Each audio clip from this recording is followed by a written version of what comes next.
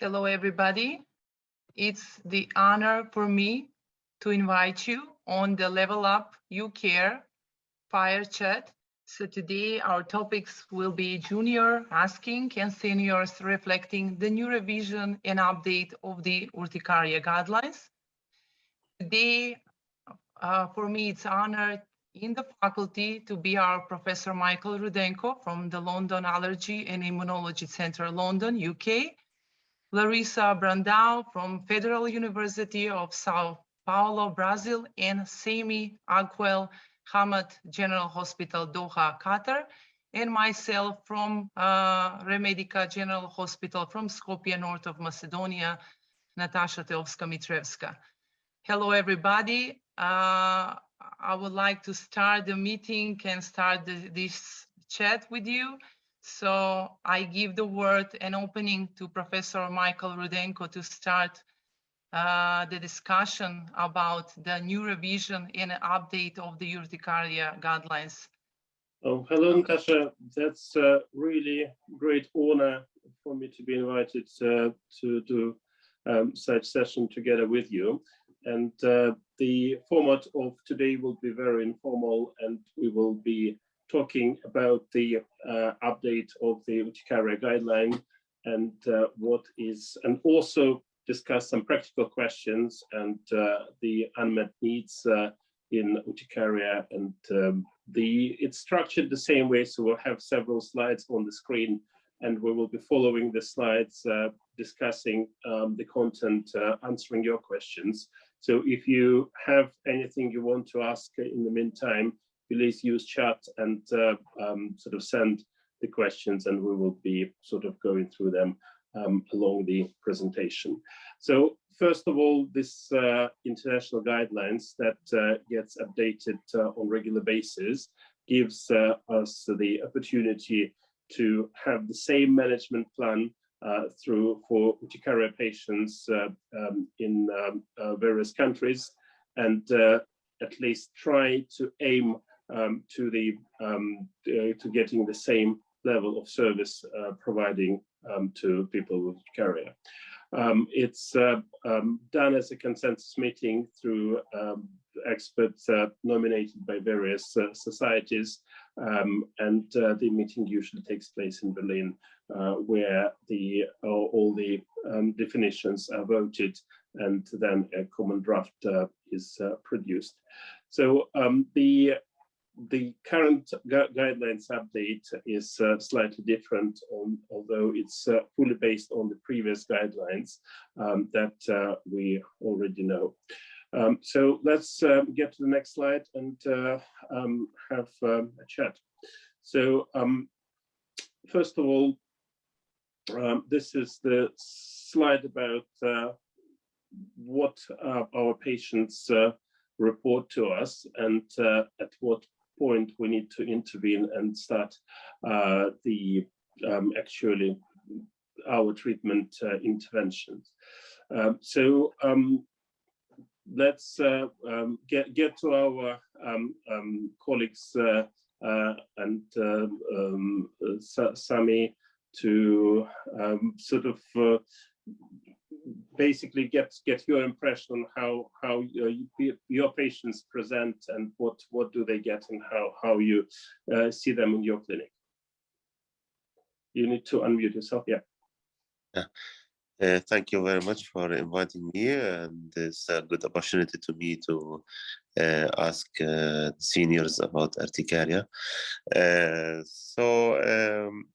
Yeah, I think chronic spontaneous urticaria is a common disease. Actually, it's we face many cases of chronic spontaneous urticaria daily basis in our clinics, allergy. And most of our patients presents with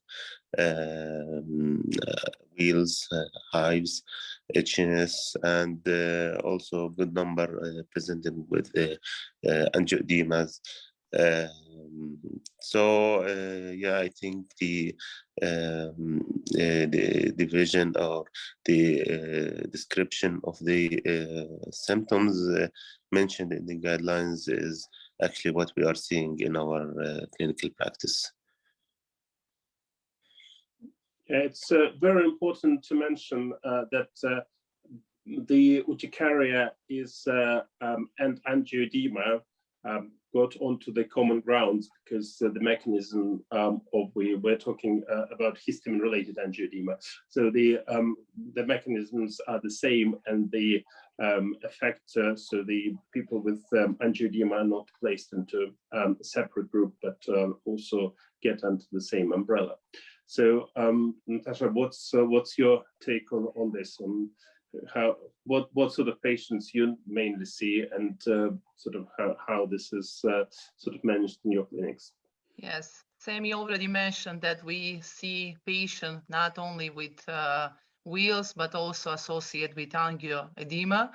And of course, it's the patient have the same characteristic that is already previously mentioned here in the guidelines, that all have pruritus with burning sensation, pain, we already know. And but most of the patient came only with urticaria. So we are dealing. I'm the only dermatologist here, and I work in the hospital where we have a lot of patients, not only adult patients, but a lot of children who are having urticaria, which is most of the form is acute urticaria, but also in adults we see a lot of chronic urticaria, which is actually by the guidelines, of course, have the clinical symptoms that are following after 6 weeks. And all the patients are having these difficult disturbance, which is pain, sleep disorders. They also have, they're all anxious, they're all depressed with the symptoms. So we are really having difficulties with this patient because it affects not only their, let's say, psychological impact, but also having the social activities, having these working activities, and of course the quality of the life of the patient is really impacted by this condition. So it's very difficult as a dermatologist when they ask me how long this urticaria will disappear. We actually don't have the right answer. So it's really difficult to predict how long will be affected. And we just discussed to the patient that it can stay for several years. But of course, what we always discussed is that we have to take care of the symptoms that the patient have. This is the pruritus, the pain, the burning sensation, just to reduce or to freedom the symptoms. So I think what is important to mention, that most of my patients, when they come, they are trying to find what's causing it. So there is perception that the urticaria is somehow associated with food, and this is why they are very keen on do food allergy tests and try to find out what food is causing it. And it takes a lot of dedication to explain that urticaria is not food allergy and it's not something that is triggering. So Larissa, do you have the same in your pediatric world? Yes.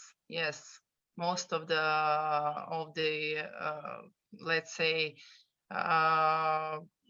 patients are asking, is it from the food?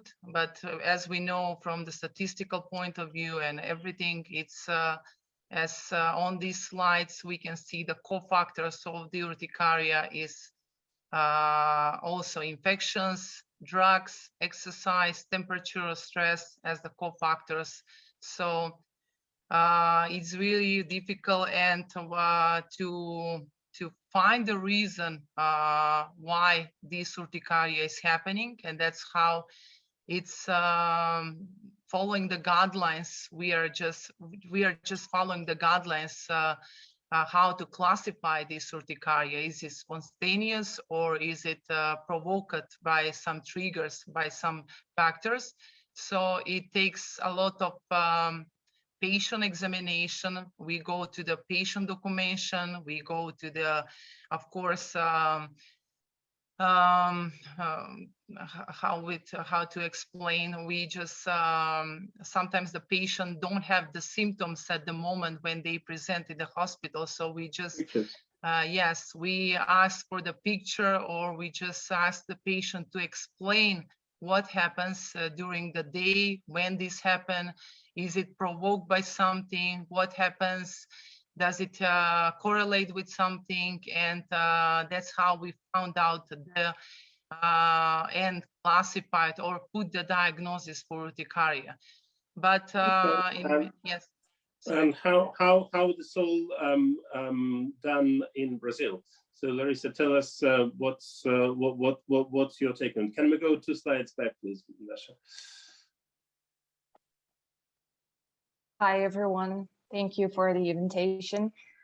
Well, actually we have the same difficulty here to explain to parents and also to adult patients about the mechanism of chronic urticaria, because as Michael said, a lot of patients come to us asking or trying to understand better what is causing urticaria.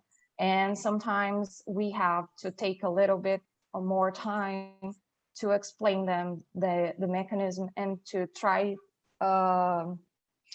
to explain that this is not a food allergy necessarily, or it's not caused by medications necessarily, and we have to do all this work about if they know, if they think about of something that can be causing the urticaria, exactly how Natasa just said about these risk factors, if they had consumed alcohol, or if they use a recurrent medication, if there was an ingestion of some food that could be the potential trigger, or if there are physical triggers, thinking about chronic inducible urticaria.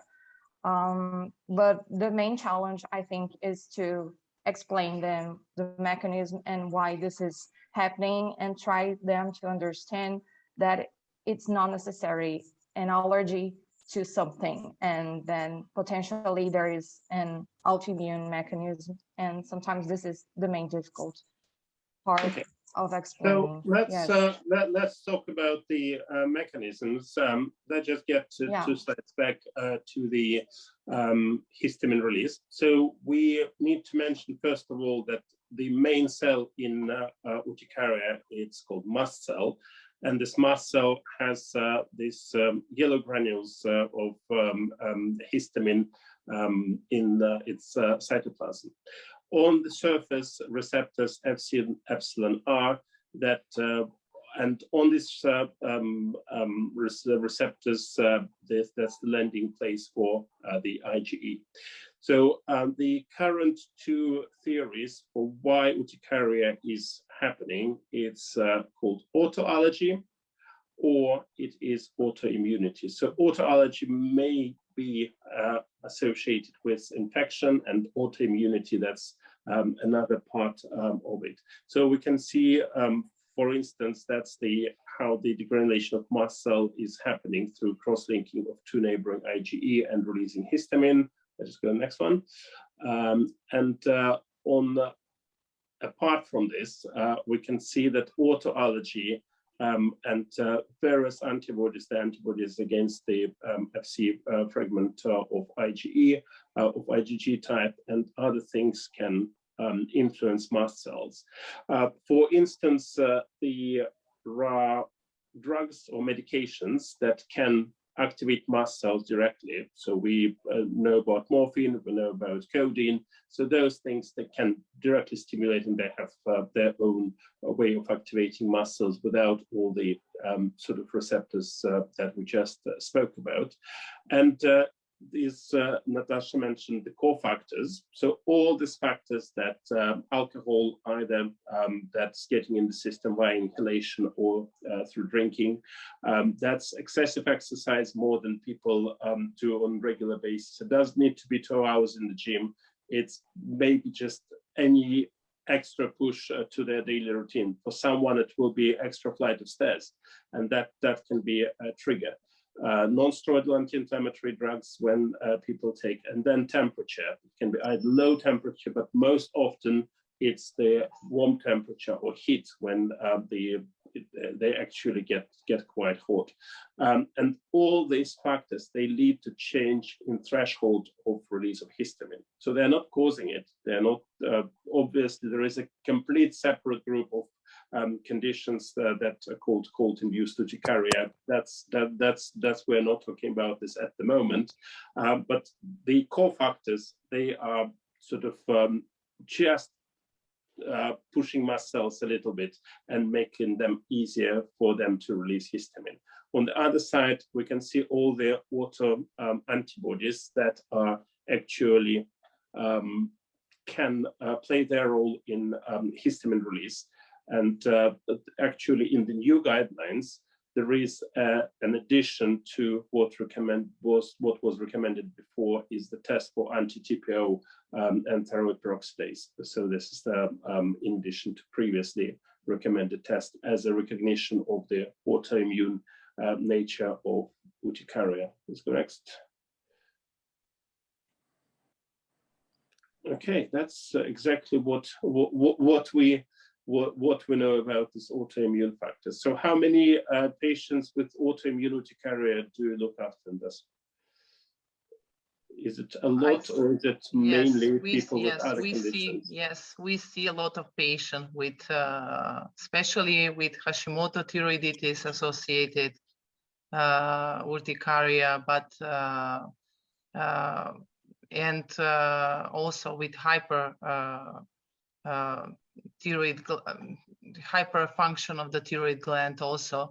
But that's why I mentioned, I just put on this, go through the slides from what we do as a doctors when we see the patient with urticaria, how to assess the patient, what we do as a screening. As you can see on the slides that you already mentioned, that we are not just seeing the patient, but also we take we do differential blood account, CRP levels, and also total immunoglobulin E, and of course for antibodies for thyroid gland, and also some screening for infection, like what we see a lot of is this aggravating factor is Helicobacter pylori that we see a lot of in our office, and after giving the therapy, the symptoms of urticaria just disappeared. So Natasa, it's very, yes. Can I ask you a question? Okay. Do you routinely ask for a test to confirm if a patient have H. pylori, sorry. Helicobacter pylori? Do you routinely run exams to search for Helicobacter pylori? Yes. Even though the patient and doesn't have abdominal pain or I don't know, any symptoms? Yes. It's a very cheap test, and it's just a stool sample. It's not invasive, so they just collect stool samples, send it off. In 5 days, you get the results, and it's also for parasites. Yes, we do also parasitic screening also. Okay. So we just follow the guideline and just follow the patient how we would like to find a reason, of course, as a dermatologist, because the patient needs to know the reason. We are also looking for the reasons, and it's difficult to assess the patient when the patient is having chronic urticaria. Even as a doctor, you don't want to give up on the patient. You just want to find the reason. And in the guideline and in these studies, as we already know, the reason it's we cannot find it in most of the cases. So it can stay, and we just give the symptomatic therapy for the patient. But we have to follow the guidelines, of course, for any patient to assess everything, what the patient is taking, how he feels, what is the daily activities, and of course, all the parameters for every patient when is having urticaria or something that can mimic urticaria. We have to also think about the differential diagnosis, because some of the patients can be assessed as urticaria, but can also have other symptoms that is followed with urticaria. It's not an easy job as a dermatologist. So of course we think a lot. It's easy when you work in the hospital, so you have a lot of doctors around the patient, but we are doing our best to, of course, to put the diagnosis urticaria first, because sometimes, as you already know, a lot of the condition can mimic urticaria. Yeah. Sami, do you use patient-reported outcomes in your practice? To what degree? The US7 and the UCT tests just becoming the part of the urticaria management, and they've been in the guidelines. So just next one. Yes. I'm going through. Sorry. Yeah, this one. Okay. One back. Okay. This Yeah. is it. So basically, the Okay. management for urticaria now is Yes. based on the UCT score. So all the steps that so as a first fold, when the urticaria is uncontrolled, the UCT is usually less than 12, and that's the maximum score is 16 when everything is good.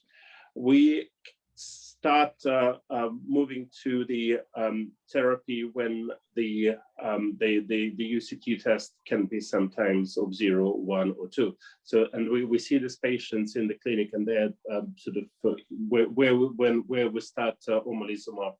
So the first step of the guidelines is to be on the 1 to 4-fold of the antihistamines, and they should be non-drowsy, and they should be 2nd or 3rd generation antihistamines, and that's what we try as a first. And then the guidelines say that we need to move to anti-Ig if we don't receive sufficient control in this situation, and then continue therapies if it is well controlled, and then step down if the UCT score is going to sort of 16 and there is complete control. So that's what we've got into the new revision. So how often, because we usually what we use in clinic is US7.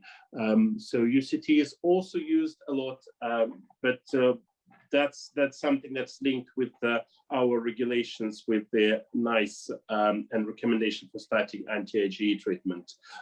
So what's happening with in your country, Sami? Yes, thank you for the question.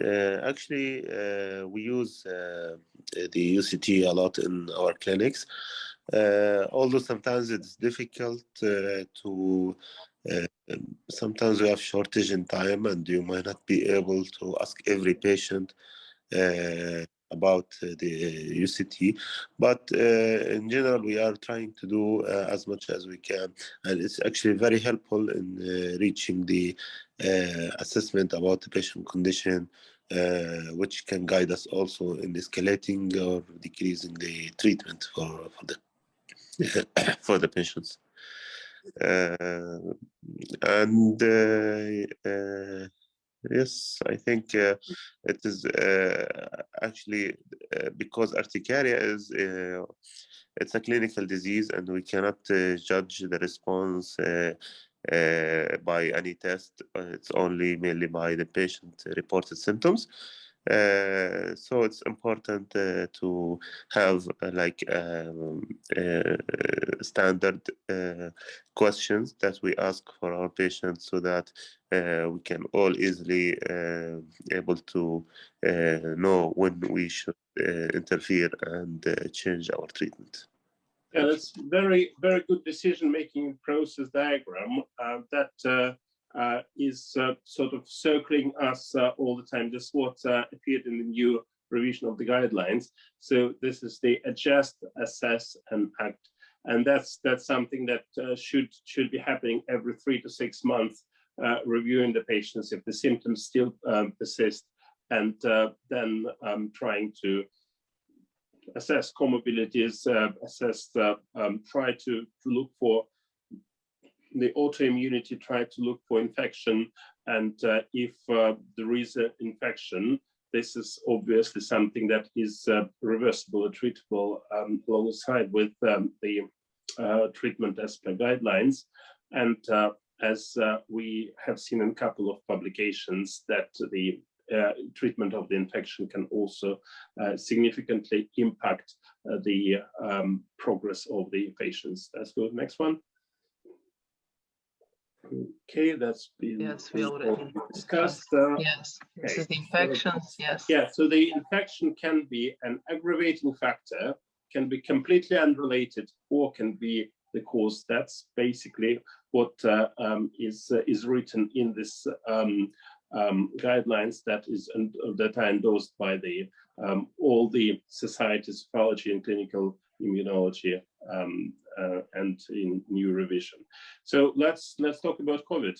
So to what degree it's impacted your practice and your patients. So for instance, we see that we started to see quite a lot of patients with urticaria straight after they sort of had COVID, and that started with the first pandemic, the first sort of first lockdown, and the beginning of pandemic, and that's obviously progressed.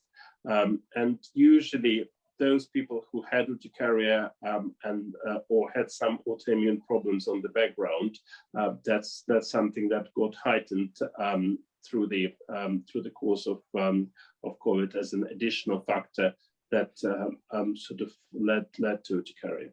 So what's your experience with it? Have you noticed the same or not in your service?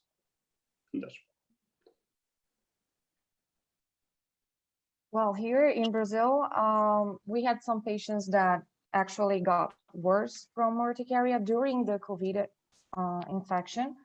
But surprisingly, I had a patient that got better after the COVID infection.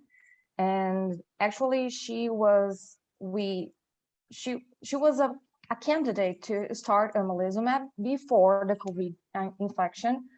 And we had everything set to start her omalizumab. And after she got COVID-19, she got more controlled with antihistamines for full doses.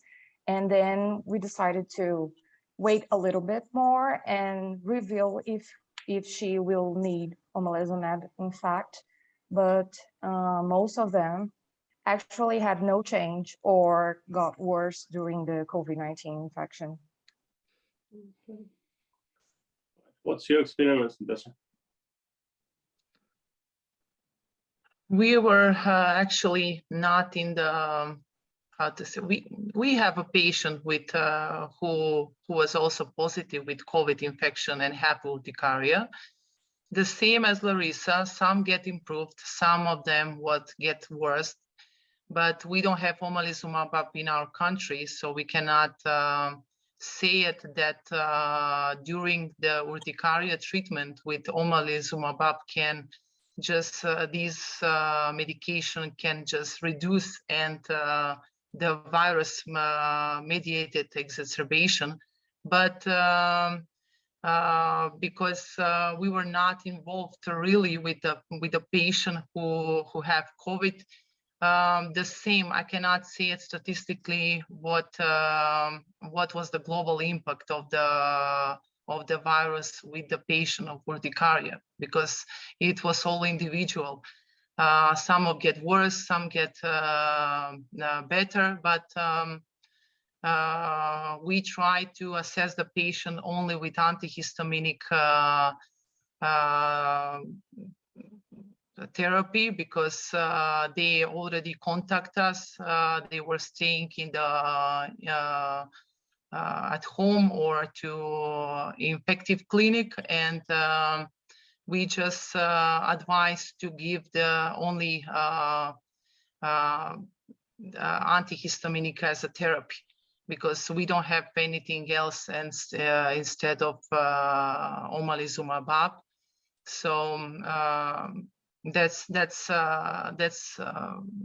how we treat the patient in my hospital. Okay, let's go to the next slide. What do we have there as well? Character we discussed already.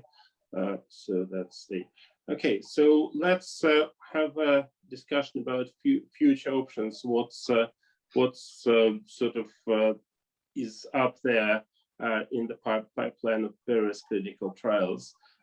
So there are several biologics that sort of in the process. So there is potential licensing for dupilumab for urticaria patients. There sort of we are looking forward to get legalizumab as the next anti-Ig treatment. The BTK inhibitors also sort of are going through clinical trials. IL-5 receptor antagonist, and something that's very interesting, and it's just on the initial stages of clinical trials. It's the anti-Git monoclonal antibodies that basically wipe off all the mast cells. It's the good question whether that will be sort of what will be the safety profile of this treatment, but it might be sort of complete revolution when the whole thing is just removed from the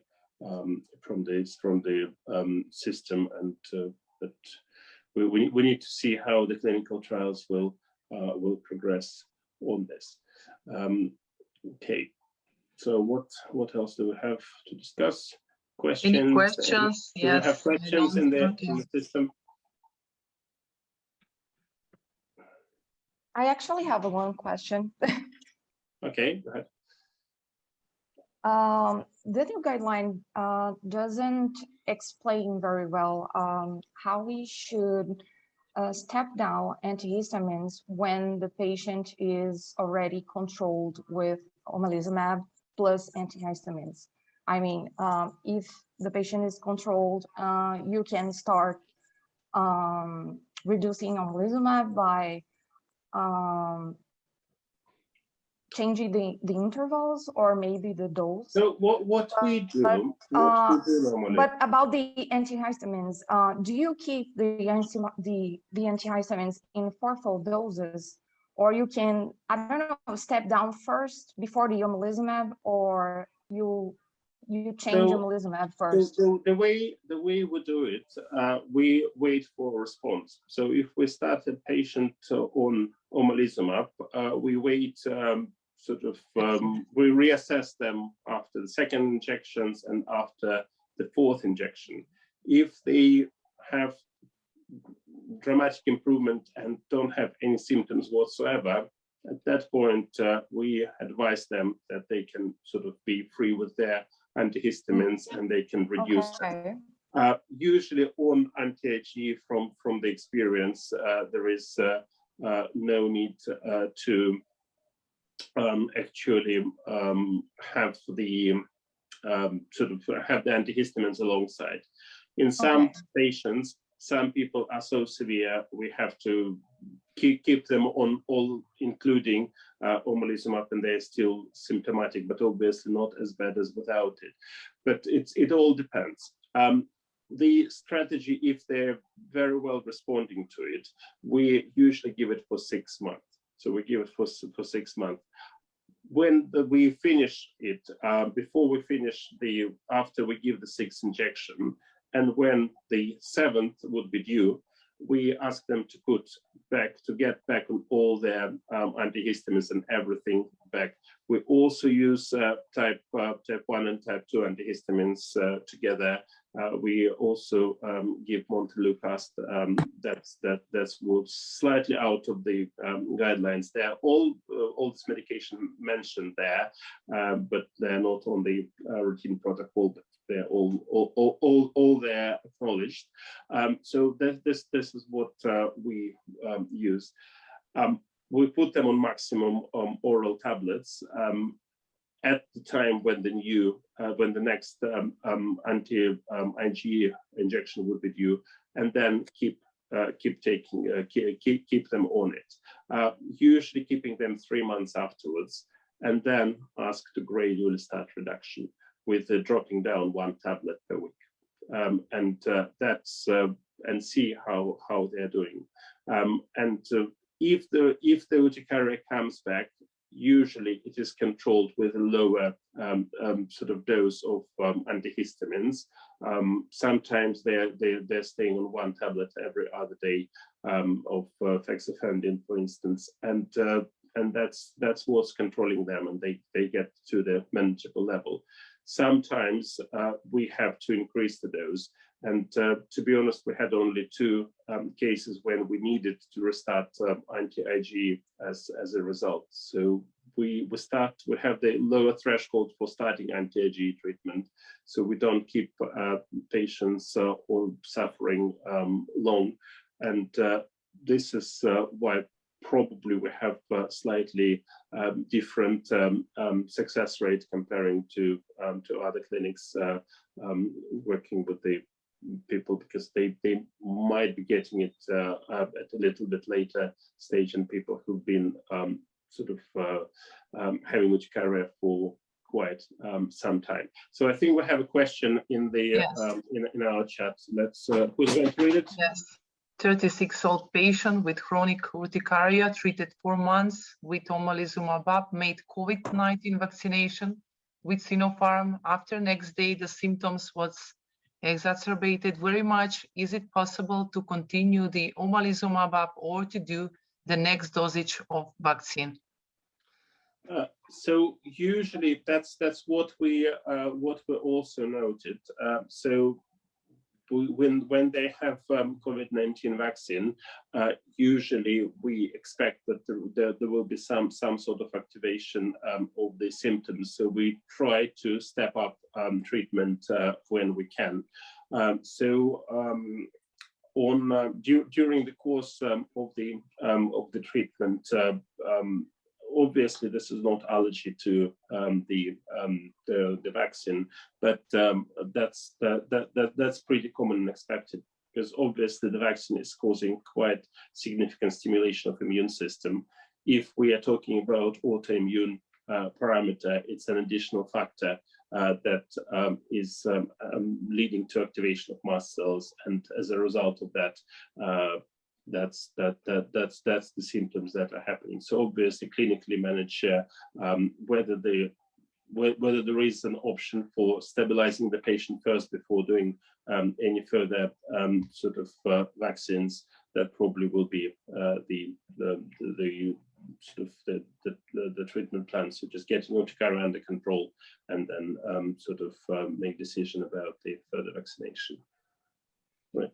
Do we have any more questions? Yes, there are too many questions from Salma. I just want to clarify if I heard it right. Omalizumab is not available in Brazil. If yes, how do you manage patients with severe uncontrolled chronic urticaria spontaneous?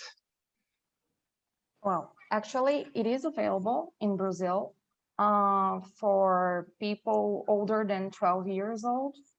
So we actually have this possibility, this option to use omalizumab in patients that are not controlled with antihistamines. I was just asking if we should step down omalizumab first, or we should step down antihistamines first when a patient is controlled with both of them. Okay. So we used So to the- use, ju- we use just to- omalizumab. Just to comment on this, we usually have six doses before we start reassessment. So Yes. after 6 doses, we don't continue unless the patient is still symptomatic or need, Okay. and we don't have any other option. So we stop omalizumab first, but after we stop it, we wait 1 month, and when the next injection would be due, and we obviously don't give it, then we step up all the antihistamine to maximum and everything what we can, and just keep it on all the medication at high level, and then gradually start reduction. Okay. Okay, one Thank you, more. Michael. Yes, okay. One more, what's the average period of the chronic spontaneous urticaria of your patient based on your follow-up? So we have usually, it's all very, very individual depending on what it is. Some people have it for years and years, usually Yes. people with autoimmune conditions. Some people get it sort of, if it is infection induced and linked, and if you, for instance, that's Helicobacter pylori, so you treat it 3 to 6 months after you treat it, it's all gone.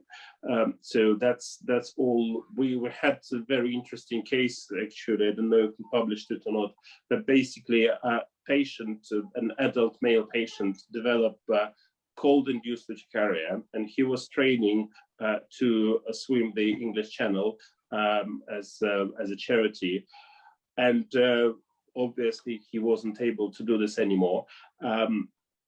And then we did the test. We found that he had Helicobacter pylori.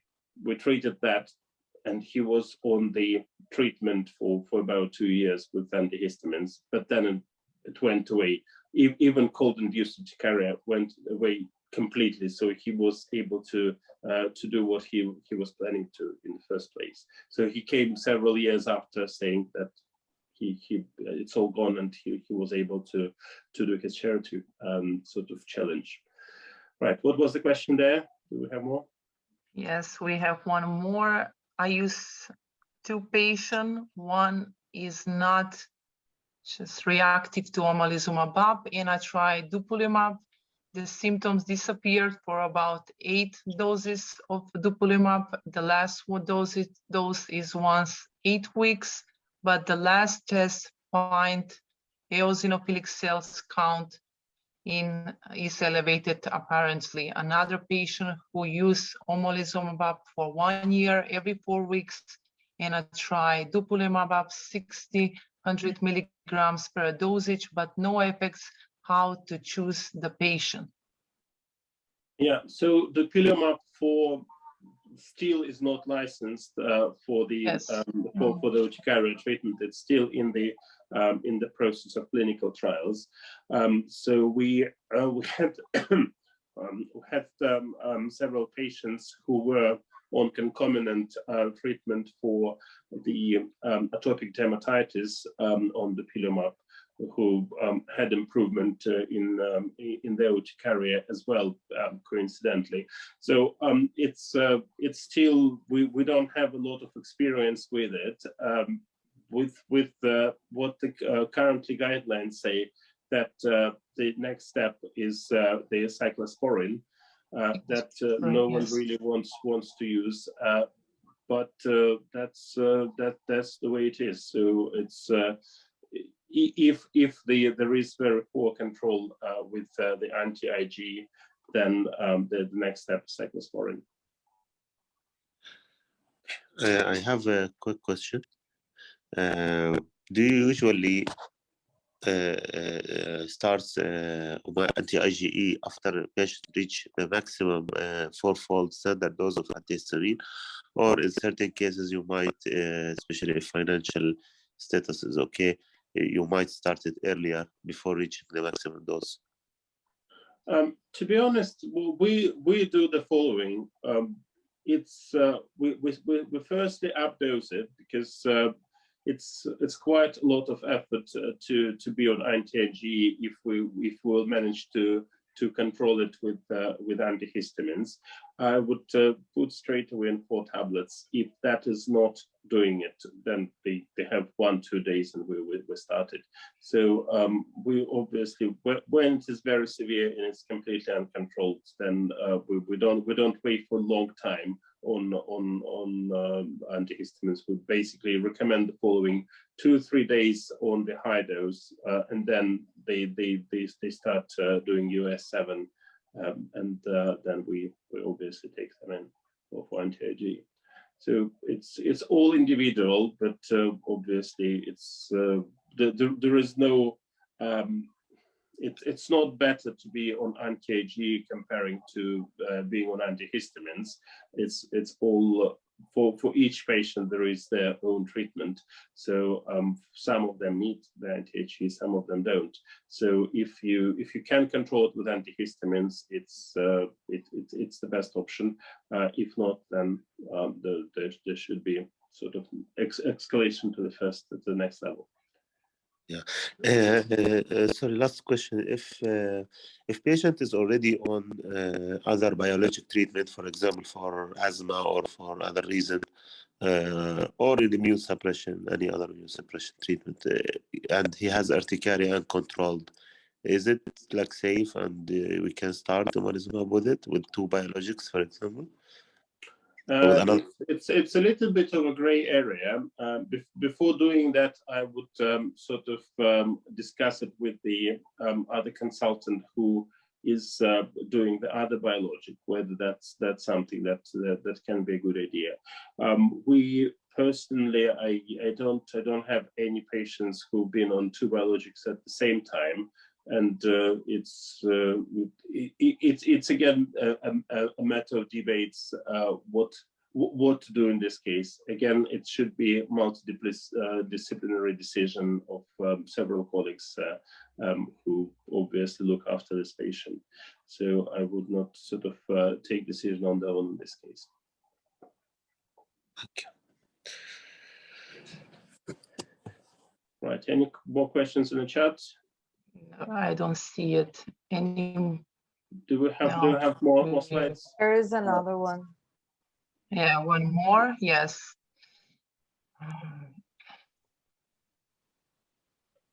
Are we on the last slide, or we have more? Yes, we are on the last. Yes. Mm-hmm. Okay. No, there is no question. I don't see it.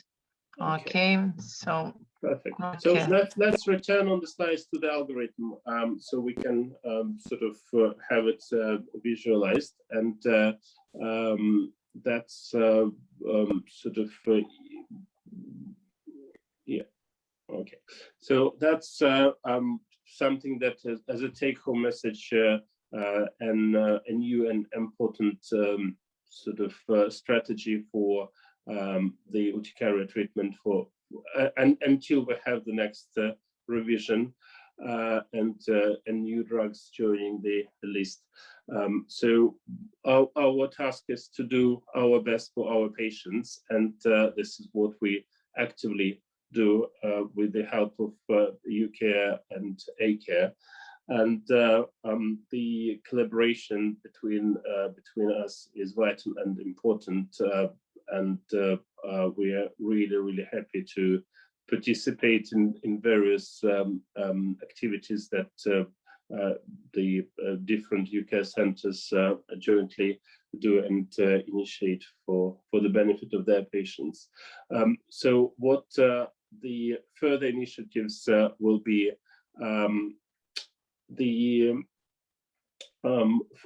this type of